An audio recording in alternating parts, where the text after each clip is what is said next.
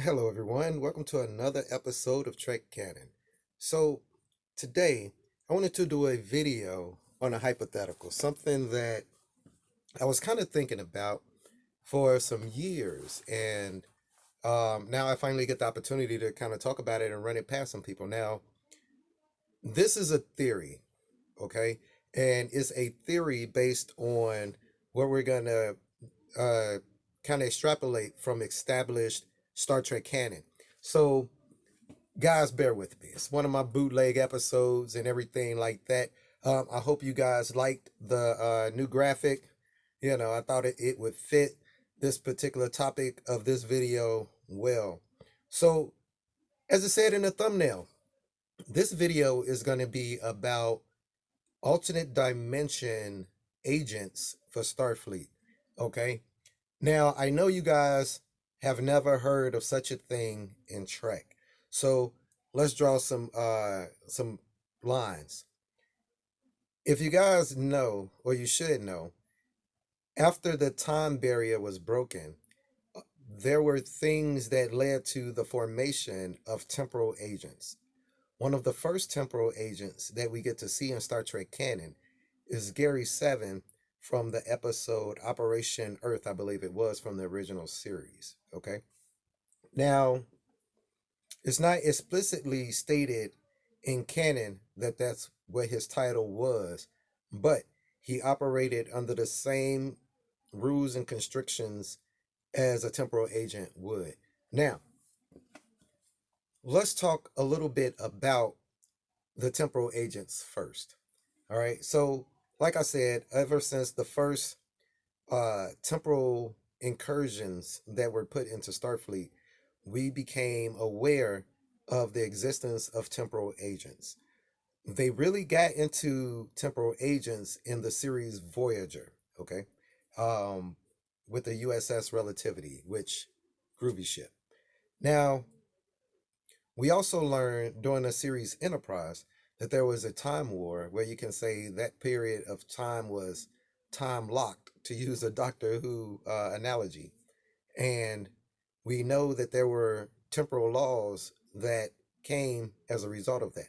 We also know that there were temporal directives that captains who had the potential to break it or people who had experienced time travel had to report to these people. One such example was in the episode Trials and Tribulations from Deep Space Nine, where Captain Cisco was given a briefing to the temporal core. Now, so I wanted to expand that into this particular theory.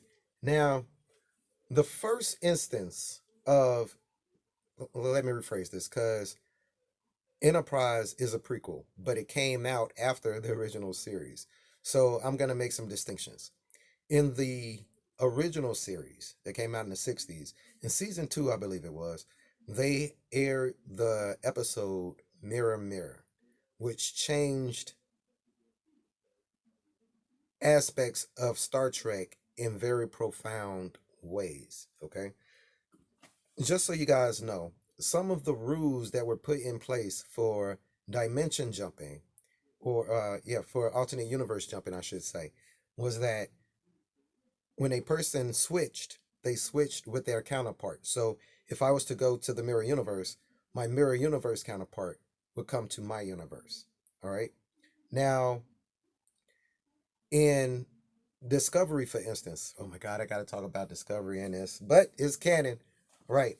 In Discovery, for instance, they kind of turned that all upside down because Lorca was from the mirror universe, yet Lorca was able to exist in our universe with pretty much no issues, pretending to be a sane man. Now, that wasn't something that was set forth in Star Trek canon in the episode, in an episode Mirror Mirror in the original series, where Spock has claimed that it was very easy to find out that their counterparts wasn't the true counterparts because it's extremely hard for a crazy person to act sane than for a sane person to act crazy.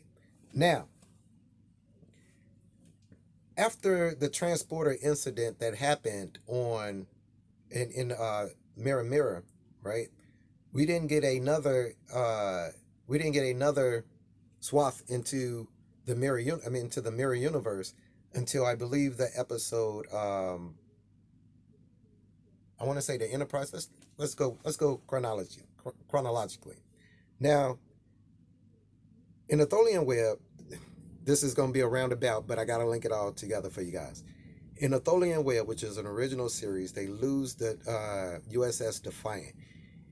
It temporal jumps and time jumps to the Terran universe, which is the mirror universe, all right, with all the crew dead. Archer gets a hold of the ship, wreaks havoc. Long story short, that was the first instance into the mirror universe as far as chronologically, all right, and that was, I believe, the episode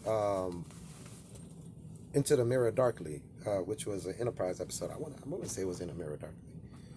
In the Mirror Darkly. Anyway, very good two-parter episode. You got to watch it. So I say all of this to say that they discovered time travel, and they put in an agency to avert it. Now,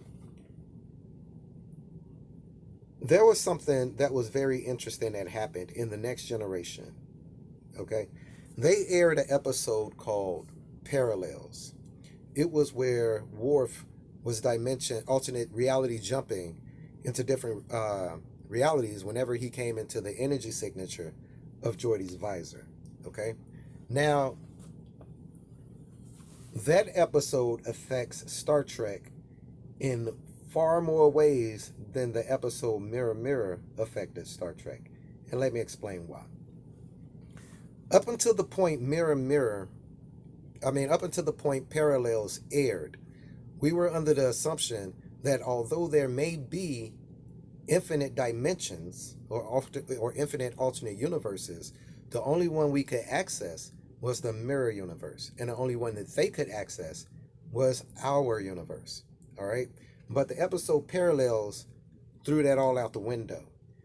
In Parallels, we found out that there was a way, based technologically, that a person was able to traverse in various infinite alternate timelines, and even so far as to the effect of collapsing all of those various timelines into one timeline and destroying all of reality itself.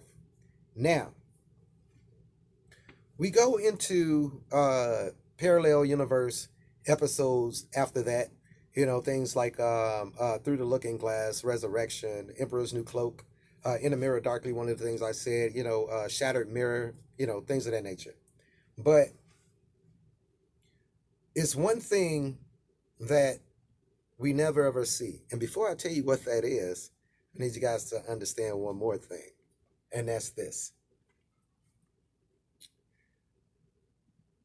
If there's an infinite amount of alternate universes, what do you think the number would be of alternate universes, federations, or starfleets that was able to reproduce or use that technology of jumping alternate dimensions at will?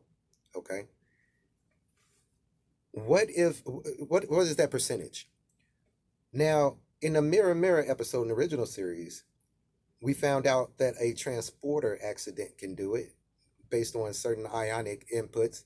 We found out that Smiley from the Terran Empire, from the alternate universe, could fabricate something that you connect to the transporter, which will alter its frequencies and allow you to teleport. So, if there's an infinite number of alternate dimensions, I would think the teleporter or the transporter would be more likely to send you to an alternate dimension or alternate universe as opposed to actual spatial coordinates in your own universe. I think it's more likely to do that based on what we've seen in Shattered Mirror. In an episode where Smiley made that device for the transporter, and the interaction between Worf and Geordi's visor. Okay, so that being said, I wonder how many of those Federation or Starfleet entities, not to include what if any of these alternate universes had the Romulans did it, or the or the Klingons did it, or something like that. But We're just keeping it simple, as small of a interpretation as estimation as we can. Out of all of the infinite universes, if only Starfleet decided that, hey, we want to use this technology not just to take over other alternate universes, but just to go in and investigate, to recon them, to siphon technology from them. All right, maybe even to do things like they did in Fringe, go over there and get loved ones that only exist in an alternate universe because they don't exist in our universe. Okay, so think of all the Federation citizens or Starfleet personnel and Starfleet civilization entities and civilizations that could use that technology for things like that. But if we look at the Star Trek universe, we don't really see any of those types of incursions, right? We don't really see alternate universe entities running rampant through our reality, or or anything along that nature. All right. Just like with the time variances, although several in Star Trek, they are not as many or as dangerous as they could be. All right. That being said, we contributed that to temporal agents in Trek canon. So if we can have temporal agents to protect us from temporal incursions and adjustments to timelines, I'm sure that the Federation would employ alternate universe or alternate reality uh, custodians, if you will, to limit that.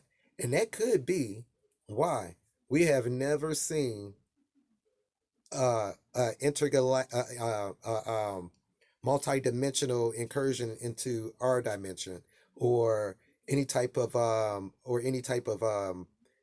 aliens or alternate versions of ourselves that may be malevolent or benevolent or anything like that coming into our particular uh, section of reality.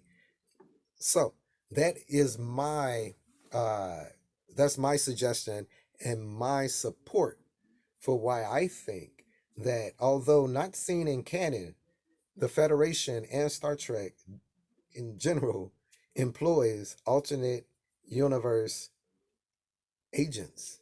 I wonder if they'll ever show them. I wonder what kind of ship they'll have. I mean, really. Anyway, what do you guys think? Let me know if you guys agree with this particular theory. I'd love to have a debate on it with you guys. Like I said, this was something I had wanted to talk about for a while. Uh, Man, please subscribe if you haven't. Thank you guys for watching. And as always, peace, recycle, and say the whales. You guys be cool.